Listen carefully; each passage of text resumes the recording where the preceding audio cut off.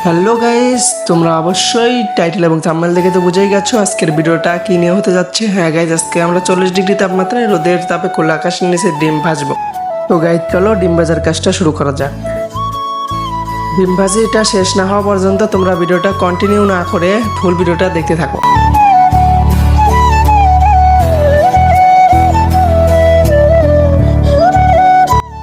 তো গাইস দেখতেই তো পাচ্ছ, কড়াইয়ের ভিতরে তেল দিয়ে এখন ডিমটা তার উপরে ছেড়ে দেওয়া হলো।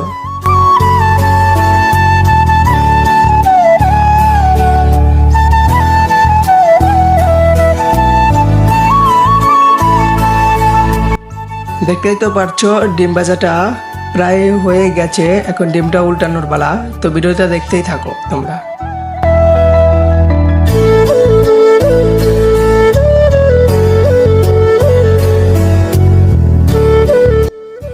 দেখতেই তো পারছো ডিম ভাজাটা হয়ে গেল, এখন ডিমটা খাওয়ার পালা।